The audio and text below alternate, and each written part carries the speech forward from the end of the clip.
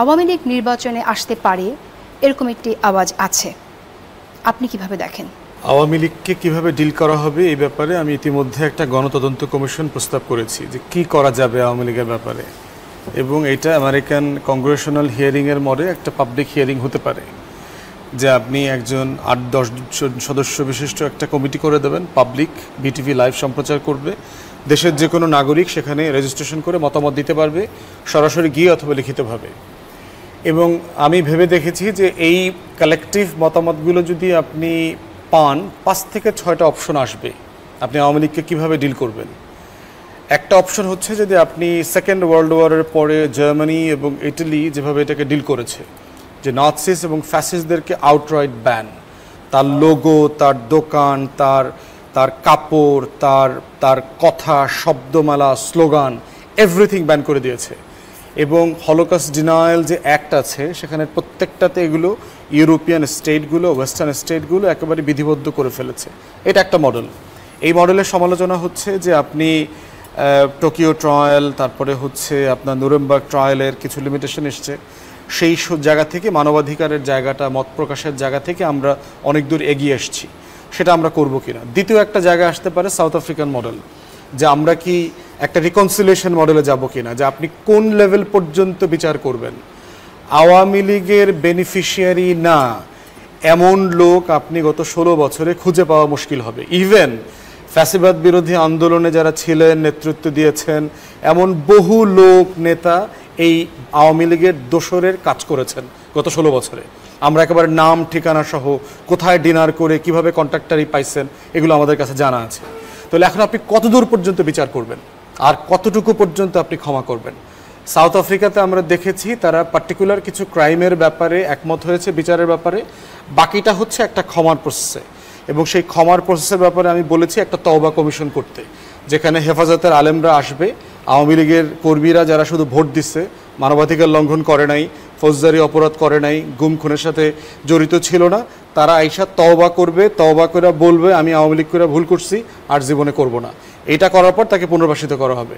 Third option হচ্ছে আইসিটিতে আওয়ামী লীগের নেতাকর্মীদের, তাদের মধ্যে তো সেই সেটা তো দাবি হচ্ছে, তো আমরা অন্তর্বর্তীকালীন সরকারের কাছে দাবিটা তুলছি বারবার, যে আপনি এই অপশনগুলো গণতদন্ত কমিশনের মাধ্যমে কালেক্ট করেন এই রিকমেন্ডেশনগুলো।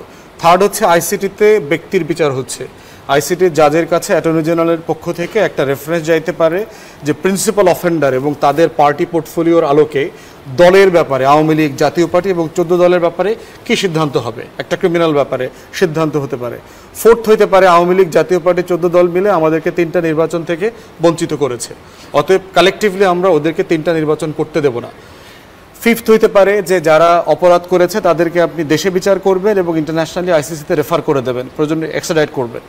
এই রকম 5-6টা অপশন আসলে পরে আপনি গণভোট দিয়ে দেন, দেশের মানুষ আওয়ামী লীগের ব্যাপারে কি করতে চায়। এই 6টা অপশন ব্যান করে দেবেন, নির্বাচন নিষিদ্ধ করবেন, লিমিটেডলি করবেন, বিচার করবেন। এই প্রস্তাবটা আপনারা সরকারের কাছে রেখেছেন? আমি গণতদন্ত কমিশনের কথা বলেছি। কমিশন এরকম একটা রিকমেন্ডেশন যদি অন্তর্বর্তীকালীন সরকারকে দেয়, সরকার এইটা রেফারেন্ডাম আকারে জাতির কাছে নিয়ে যাক। কারণ আওয়ামী লীগ যে আমাদের জাতীয় শত্রু, এই কালেকটিভ কনসেন্সটা শুধু আমরা কয়েকজন মিলে যেন ডিসাইড না করি, এটাতে পুরো জনসম্পৃক্ততা দরকার। ওই যে ইশরাক বলেছে, আমি তো 20 বছর পরে দেখতে চাই না আওয়ামী লীগ আবার ফিরে আসুক, আমরা কেউ দেখতে চাই না। কারণ ডাইনোসর তার কঙ্কাল অবস্থা থেকে স্কেলিটন হয়ে রক্ত মাংস কালেক্ট করে আবার ফিরে আসবে, সেই ডাইনোসরের জমানাতে আমরা ফিরে আসব। আবার আপনার কাছে শফিকুল আলম, আপনার মন্তব্য জানতে চাই, সরকারের অবস্থান কি হবে এই প্রস্তাবে? আমরা স্পষ্ট জানিয়েছি আসি ফর্মে, এই যে কারেন্ট যে সেটআপে আওয়ামী লীগ একটা ফ্যাসিস্ট পার্টি, এবং আওয়ামী লীগের আপনি দেখেছেন জুলাই আগস্টের পরে আওয়ামী লীগের কেউ, নট অনলি তাদের লিডার মানে ফ্যাসিস্ট হাসিনা, মানে স্বৈরাচার হাসিনা ছাড়া কেউ তো, কারোর মধ্যে তো কোনো অনুশোচনা নাই, কারোর মধ্যে কেউ এসে তাদের লিডারকে ডিনাউন্স করছে না যে না তুমি এই কাজটা খারাপ করেছো, কেউ এসে বলছে না যে ছাত্রদের বিরুদ্ধে অন্যায় করা হয়েছে, তাদেরকে অন্যায়ভাবে পাখির মতো গুলি করে মারা হয়েছে, কেউ আপনি দেখেছেন একটা স্টেটমেন্ট কারো মধ্যে? আওয়ামীদের ওদের তো অনেক ফ্যাসিস্ট, ওনাদের তো ইন্টেলেকচুয়ালও আছেন, ওদের পুরো আওয়ামী লীগ জার্নালিস্ট আছেন, কারো মধ্যে আপনি এটা দেখেছেন? কারো মধ্যে তো এটা নাই। তো আপনি কার সাথে ডিল করবেন? আমাদের একটাই কথা যে আমরা ব্যান, এটা পলিটিক্যাল ডিসিশন হবে, এটা পুরো জাতীয়ভাবে এটা পলিটিক্যাল ডিসিশন হবে। বাট আলী রিয়াজ স্যার সবচেয়ে আলী রিয়াজ স্যার বলেছেন, শুনেন, আলী রিয়াজ স্যার খুব সুন্দর একটা ইন্টারভিউতে বলেছেন, এখন যে নতুন যে তাদের সাথে কথা হবে কিনা অনেকে বলছেন, উনি সরাসরি যে পোস্ট জার্মান সেকেন্ড ওয়ার্ল্ড ওয়ারের যে রিকনস্ট্রাকশন অফ জার্মানি, ওইখানে কি নাজিদেরকে ডেকে এনে আপনি কথা বলেছে কেউ? কোথাও বলেছে? আর সবচেয়ে বড় যেটা পাপ, আওয়ামী লীগ তো শুধু জুলাই আগস্টের পাপেই সীমাবদ্ধ ছিল না, সবচেয়ে বড় যেটা আমি দেখি সেটা হচ্ছে গুম। 3 থেকে 4,500 লোককে আপনি গুম করেছেন, নিরীহ লোক। এদেরকে আপনি কোথাও আপনি ল্যাটিন আমেরিকায় একটা পার্টি দেখেন যারা লার্জ স্কেল গুম করে তাদেরকে আবার কেউ ডেকে এনে আসো তুমি ইলেকশনে আসো, টাকা স্পেন্ড করতেছেন, লোকজনকে কিনতেছেন, তারা ফেসবুকে এসে আজব আজব কথা বলতেছেন যে এই হচ্ছে। এবং সত্যি আনফর্চুনেটলি তাদের পায়ে আবার ট্র্যাপে আবার আমাদের কিছু যারা আমরা সবাই একসাথে যারা ছিলাম তাদের যে ন্যারেটিভ তারা যেটা পুশ করতে চাচ্ছেন সেই ন্যারেটিভের আমরা আবার খাচ্ছি।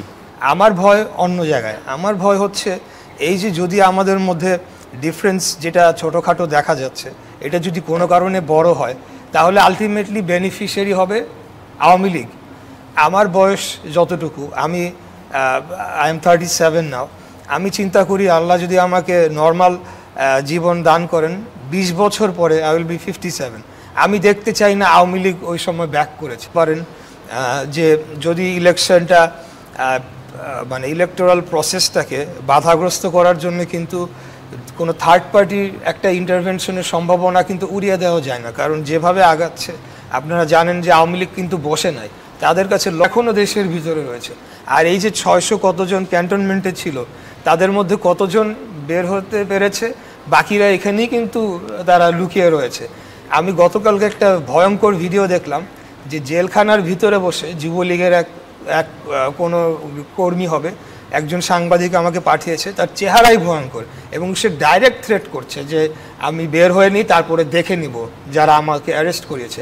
এবং আপনি শেখ হাসিনার অডিও রেকর্ড, তার বিরুদ্ধে আমরা 5ই অগস্টের মতো মাঠে নাম। এখনো পর্যন্ত কিন্তু নানা রকম প্রোপাগান্ডা ছড়ানো হচ্ছে, মিথ্যা তথ্য ছড়ানো হচ্ছে, এমনকি একটা মব জাস্টিসও আমরা ডিজিটাল মিডিয়াতে দেখি। এটাকে আমরা কিভাবে আগামী দিনে মোকাবেলা করব?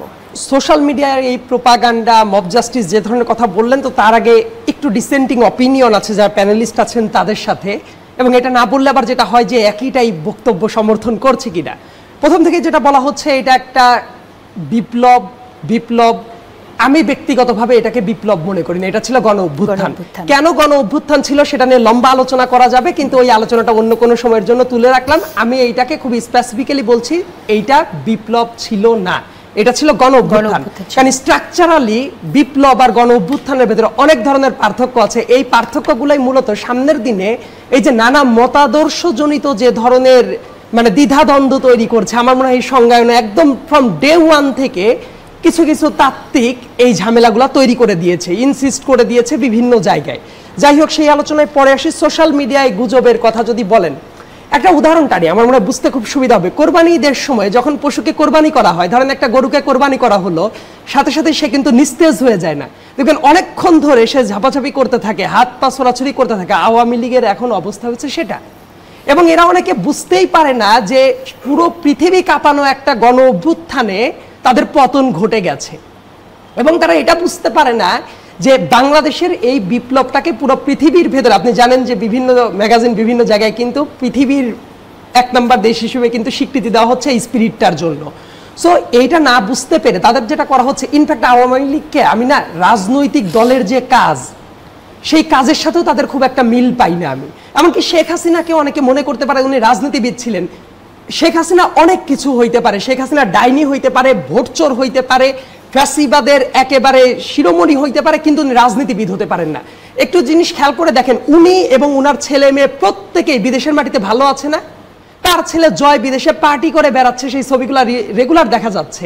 তো এই বাংলাদেশে অনেক ছাত্রলীগের লোক, যুবলীগের লোক, অনেক মানুষ ছিল যারা ওই আদর্শে বিশ্বাস করে রাজনীতিটা করতো। শেখ হাসিনা যখন পালিয়ে গেল, এই নেতাকর্মীদের অবস্থা কি হবে সে কি একটাবারের জন্যও ভেবেছে? তার তো শীর্ষ নেতাদেরও খোঁজ নেয় নাই।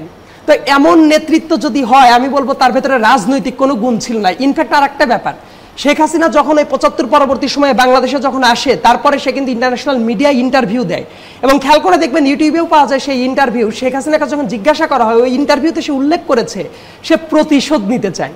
মানে একজন মানুষ রাজনীতিতে আসবে, দেশের ক্ষমতায় যাওয়ার চেষ্টা করবে, তার ভীষণ এইটা না যে দেশের জনগণের সেবা করবে, তার ভীষণ এইটা সে প্রতিশোধ নেবে, এবং সারাটা জীবন ধরে সে বাংলাদেশের জনগণের উপরে প্রতিশোধটাই নিয়েছে। এই মনস্তত্ত্বটা বুঝতে পারাটা জরুরি।